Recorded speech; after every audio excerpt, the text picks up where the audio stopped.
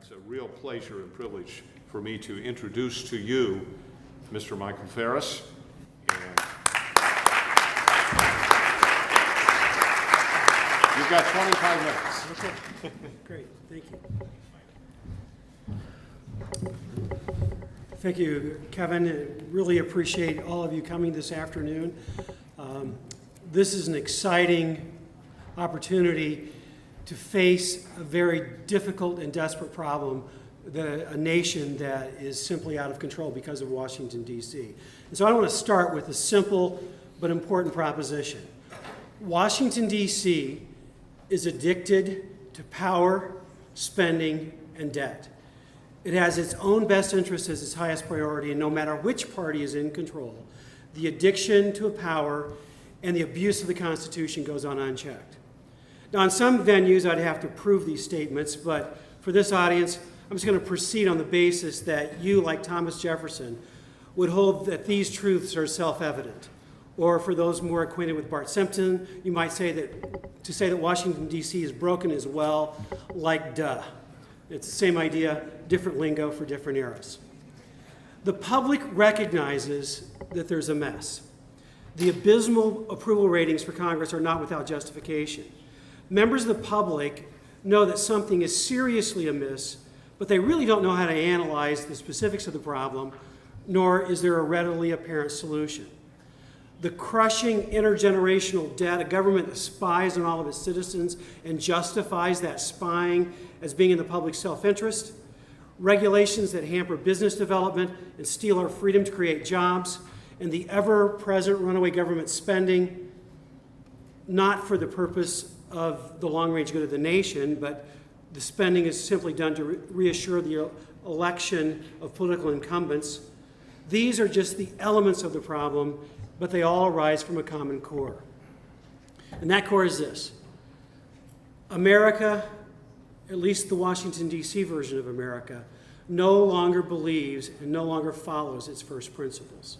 The founders believed in limited government. Washington, D.C. believes in the growth of its power. The founders believed in genuine checks and balances between the branches. Washington, D.C. practices collusion between the federal branches. No federal court has ruled since 1936 that Congress has violated its power to tax and spend.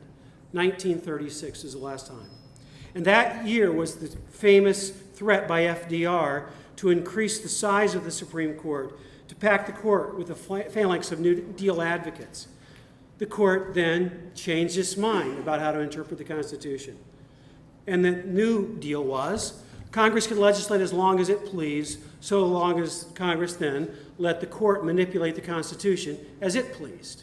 That's the deal. Presidents and executive branch agencies legislate despite the fact that in Article 1, Section 1, it says all legislative power is vested in the Congress of the United States. Congress uses an utterly anti-historical view of the General Welfare Clause to do indirectly what it could never do directly, that is, force state legislatures to adopt policies and laws that Congress wants, rather than the policies and laws that the state's own voters want. The Supreme Court repeatedly declares the following maxim, and this statement is at least in a dozen Supreme Court decisions, and I quote to you directly: "The only check upon our exercise of power is our own sense of self-restraint." Why is this being allowed to happen? Well, the people have forgotten the principle that our founders knew well. If the people do not force government to stay strictly within its delegated authority, government will become the master rather than the servant. The public distrust of government arises from a subconscious realization that we're slowly losing our status as sovereign citizens and are incrementally on the path to becoming subservient subjects to an all-powerful government. If we think that the solution to the underlying problem is to adopt one or two specific policy proposals that will be wiser and more sustainable, we're sadly missing the point. The ultimate problem is not money. The problem is power. Washington, D.C. is exercising power that the founders never gave any government, much less the federal government. And don't take my word for that conclusion. Here's what the Supreme Court said in a majority opinion in a case where they approved the exercise of power, despite the fact that, as you're going to see, they said it was anti-historical for them to do so. Here's the direct quotation. This framework has been sufficiently flexible over the past 2 centuries to allow for enormous changes in the nature of the government. The federal government undertakes activities today that would have been unimaginable to the framers in 2 senses. First, because the framers would not have conceived that any government would conduct such activities. And second, because the framers would not have believed that the federal government, rather than the states, would assume such responsibilities. Yet the powers conferred upon the federal government by the Constitution were phrased in language broad enough to allow for the expansion of the federal government's role. For those of you keeping score, that was from the majority opinion in New York versus the United States in 1992, when they upheld this federal expansion of power. Ladies and gentlemen, Washington, D.C. is abusing its power and enslaving our children and our grandchildren in unsustainable debt.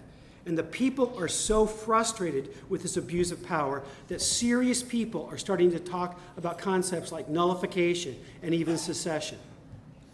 Nullification is a vain pursuit. There are over 200 volumes of the Code of Federal Registry, federal regulations, and there are hundreds of volumes of the United States Code. To effectively nullify it, you'd need to nullify all of the Code of Federal Registry and about 80% of the U.S. Code. And if you could get one state to nullify one law, that'd be a pretty good deal. It wouldn't be very effective, but it'd be a pretty good deal. And to get 50 states to nullify volumes and volumes is just simply not a realistic idea. Secession is a worse idea. Sensible people know that secession is an act of political revolution that invariably leads to violence. Revolution can be justified under certain circumstances, but not when the Constitution itself gives us a path to stop the abuse of power by Washington, D.C. If we have a perfectly legal path to stop the abuses of the federal government and we refrain from using it, we have no basis to claim, and certainly no more justification for even entertaining ideas like nullification or secession. As the people in this room certainly know, at least in general terms, the founders gave us a solution to stop the abuses of a federal government that's drunk with power. Article 5 of the Constitution authorizes states enacting entirely on their own with no need for permission from Washington, D.C. at all to adopt constitutional changes which will definitively and effectively restrict the power of the federal government. The Harvard Journal of Law and Public Policy gives us the relevant historical background to Article 5, and I quote, "On September 15th, as the convention was reviewing the revisions made by the Committee of Style, George Mason expressed opposition to the provisions limiting the power to propose amendments to the Congress." In other words, not Congress alone should have the power to propose amendments. According to the convention records, Mason thought that no amendments of the proper kind would ever be obtained by the people if the government, meaning the federal government, should become oppressive, as he verily believed would be the case. In response, Gouverneur Morris and Elbridge Gerry made a motion to amend the article, that's Article 5, to reintroduce language requiring that the convention be called whenever 2/3 of the states applied for an amendment. There you have it. When the federal government becomes oppressive, George Mason's leadership ensured that the state legislatures would be the safeguards of the liberty of the people. State legislatures have the power to protect the liberty of the people, and I would respectfully suggest that you all also have the moral obligation to do so whenever the circumstance is warranted. And if this government is not the enemy of liberty and the agency of oppression, particularly when viewed in the light of our children and our grandchildren, I don't know what would suffice. Again, as the Supreme Court said itself over 20 years ago, the federal government is engaged in activities the founders would have never imagined any government pursuing, and especially not the federal government. And I respectfully submit that in the past 20 years, we've gone rapidly in the wrong direction, not in the right direction. It's time, it's high time. I just hope it's not too late. While it won't be easy to write all the detailed legislation that'll be necessary to walk us back from the brink of collapse, I think actually the structural changes that are necessary to save the Republic are pretty easy to identify as long as we know the original design is intended by the founders. The vast majority of the abuses of power by the federal government are bound up in false interpretations of the General Welfare Clause and the Commerce Clause. So for just a few minutes, I'm going to take you inside my constitutional law class that I teach at Patrick Henry College and teach you about principally the General Welfare Clause. The overarching principle for both of these clauses can be summed up in this idea. Neither clause authorizes the sharing of concurrent jurisdiction between the federal government and the states. Each is an exclusive grant of power, and that leads to a very simple set of rules. If the states can spend money on a topic, then the federal government cannot spend money on that same topic. If the federal government can regulate activity under the Commerce Clause, then the states cannot regulate that activity at all. But the converse is also true. If the activity is something that the states can regulate legitimately under the Constitution, then the Commerce Clause grants no power at all to the federal government on that subject matter. So let's review some of the more important details now that you understand the framework. The realistic modern view of the General Welfare Clause from the Supreme Court and from the way Congress practices it is this. Congress can spend money on any fool thing it wants. That's the real rule of the General Welfare Clause. There are no limits on congressional spending power. This view has emerged from the 1936 case of United States versus Butler. In that case, the Supreme Court faced the most important fiscal decision ever made by that body. The case involved the Agricultural Adjustment Act, which was the forerunner of our modern farm subsidy programs. Congress justified the taxing and spending for this purpose under the General Welfare Clause. And the precise legal issue before the Supreme Court was this: whether the General Welfare Clause was a separate grant of spending power, as Alexander Hamilton argued, or whether it was a mere summation of the other enumerated powers of Congress, as James Madison argued. In other words, can Congress spend money for purposes beyond its enumerated powers? That's another way of asking the same exact question. In a remarkably short discussion, it's actually about that much of a page, about 3 inches on a page, the Supreme Court sided with Hamilton without anything like a proper explanation of the basis for the decision. It's almost like the Supreme Court was too busy to give us their full answer. I've long wondered, or actually I had long wondered, what information the court had before it to convince him to follow the Hamilton view rather than the Madison view. About 4 years ago, Patrick Henry College acquired a database of all the briefs and records of the Supreme Court cases for about 100 years.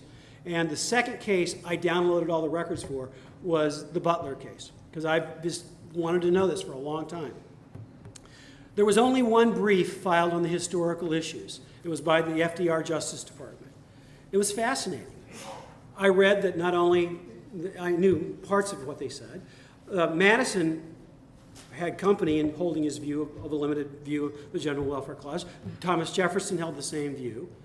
But I also learned that Hamilton had company as well. George Washington supported the Hamilton view, and so did Monroe. He supported the Hamilton view. And then they went a little deeper in history and said that Daniel Webster supported the Hamilton view, and the one that just floored me was John C. Calhoun. John C. Calhoun, or so this brief said, supported the Hamilton view, which has been interpreted to mean the federal government can spend money on any fool thing it wants. I just knew there was something wrong. John C. Calhoun, the great states' right advocate, would not have believed that. So I drilled down to their original sources and looked them all up and read them in context. And they were right. John C. Calhoun did support the Hamilton view. But what was misrepresented was Hamilton's view. Hamilton's view, and you can find it in detail in Joseph Story's commentaries on the Constitution, was this. And it stems from the very first resolution passed at the Constitutional Convention. The federal government was being given power only where the areas where the states were jurisdictionally incompetent. So the Hamilton view of the General Welfare Clause is this.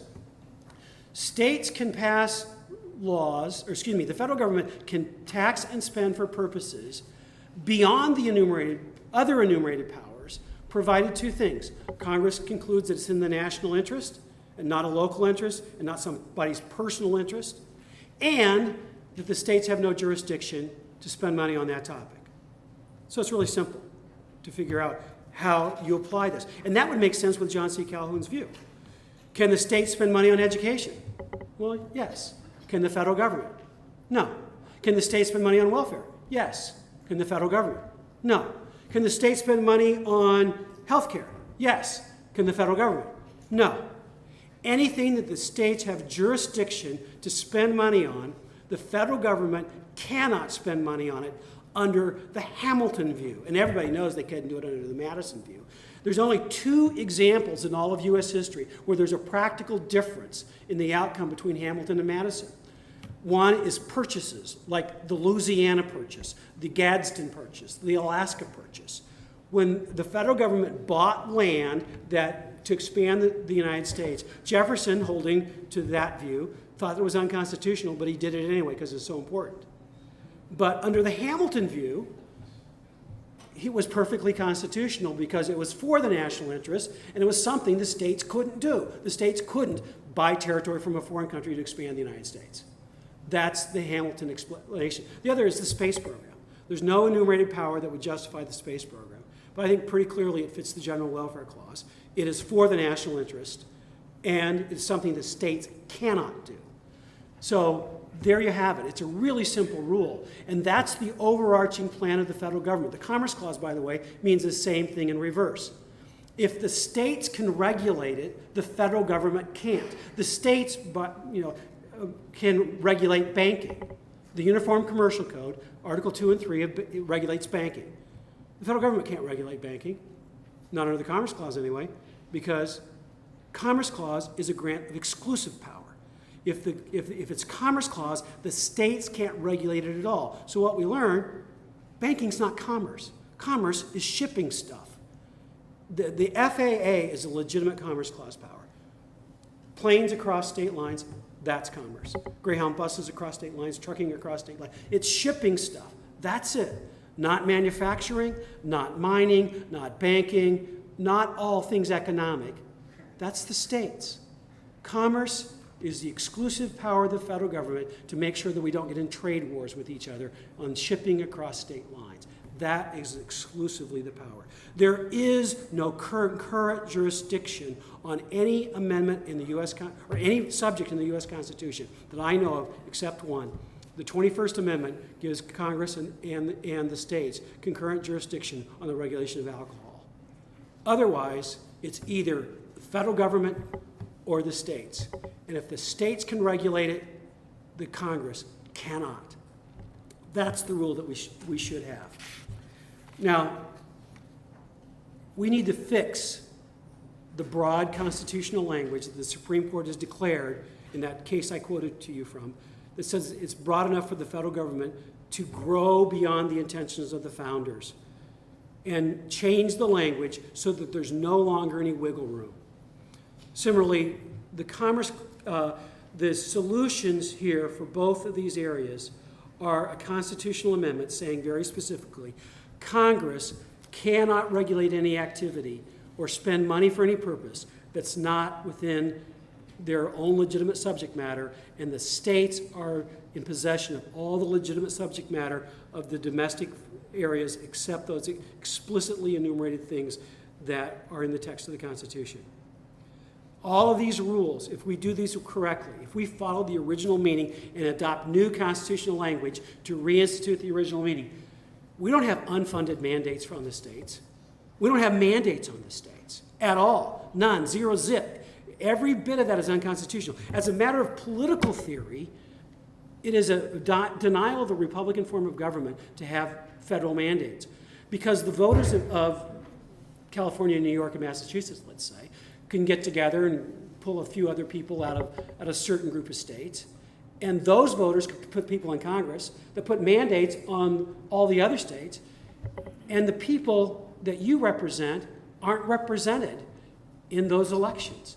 It is a denial of a Republican form of government, because only the people who are you are responsible to should be the voters of your state. You should not have to implement the will of the voters of any other state. And all federal mandates violate the principle of a Republican form of government because you're being forced to implement the will of voters from other states. We've got to stop this denial of the basic theory of American self-government. Now, if we would just fix those particular things, the nation would be changed. But there are other things we could do. We could stop the abuse of the federal regulatory process. All laws are supposed to be passed by Congress, not by the bureaucrats. They should have no power to enact regulations. None, zero, zip, none. Not a runaway regulation. No regulations that control private property or private land. Executive orders are out of control. There's all manner of things that we could do. If we had an Article 5 Convention of the States to restrict the power of the federal government, which is what we're calling for. On Article 8 of this booklet, the Convention of the States booklet that we've given you here from Citizens for Self-Governance, there is the draft application for an Article 5 Convention of the States that I drafted and Rob Nadelson, who will follow me, has edited and helped me with. And the rule of germaneness that is embedded in here says that any amendment, whether it's a balanced budget amendment, a tax limitation amendment, an exclusive jurisdiction amendment that stops all this misuse of the Commerce Clause and the General Welfare Clause, stops regulatory abuse, all these other, all of that would be germane. Mark Levin is announcing a new book. It's coming out next week. I've seen an advanced copy of it. He has 11 amendments. 10 of his amendments would be germane under our application. The balanced budget amendment, all the amendments of the Article 5 community are promoting today would be germane under this application. And we go to the floor of the convention, we debate these, we see which ones get a majority of the states to support in an Article 5 Convention of the States. We go back, and then 38 states ratify. It is a state-controlled process. The states vote as states in such a convention. And what's been missing from this and what we intend to bring to this is the grassroots mobilization that needs to put this over the top. The Article 5 efforts that have gone to the floor for votes so far have faced an inappropriate amount of political opposition without a countervailing public groundswell of support for the process of a Convention of the States, the process of using Article 5 to overcome the power of the federal government. And frankly, it's misinformed fear about the Founding Fathers that's driving this. In your booklet is an article that I've written on the historical fallacy that the original Constitution was a runaway convention. It's just not true. It is not true. It is an anti-historical argument always made by the enemies of the Constitution. And I just don't get the logic of people saying, we don't want to use Article 5 because it might destroy our precious Constitution, which, by the way, our precious Constitution was illegally adopted. Well, if they don't like the Constitution, if it was illegally adopted, why is it precious? Our Constitution was not illegally adopted, and we need to use the Constitution to save the nation. And the Constitution gives you all, as state legislators, that power. Citizens for Self-Governance in our Convention of the States process is going to build a grassroots network. I've been building grassroots networks through the homeschooling community for 30 plus years. I know how to build grassroots networks. We're going to have 3,000 legislative district captains. That's 75% of the districts in the 40 states that we're targeting. There are a few states, we're going to be accepting help in all states, but there are a few states that are not really viable targets. Massachusetts, California, you get the idea. But in 40 states, we're going to have district captains in 75% of your districts. That's 3,000 captains. We're going to have at least 100 supporters of the Convention of the States in each of those 3,000 districts. We're going to have at least 25 people from every one of those 75% of the districts that will volunteer to show up at the legislative hearings. And so if the other side produces 100 against a Convention of the States, we're going to have 1,000 or 2,000. And We're going to make sure that our people understand the importance of volunteering for the campaigns of legislators that will vote and support a convention of the states, or candidates opposing those who vote against the convention of the states. We are going to make sure that people who stand up for liberty on this issue, we're going to have your back. We're going to have your back with volunteers. We're going to have your back with bundling operations. We're going to have your back. And so we're going to bring the grassroots organizational technique that has made the Tea Party movement with Mark and the homeschooling movement that I've had a part in for 30 years. And you all know that we know how to organize and we know how to turn out the grassroots. We're going to do it for this. And we're going to make sure that the public is educated, and that when the public is educated and turned out, they're going to stand up, they're going to speak up, and they're going to back you when you lead. This is a chance for state legislators to do the most important thing that has ever been done in at least 100 years in this country: win back our liberty. And I think that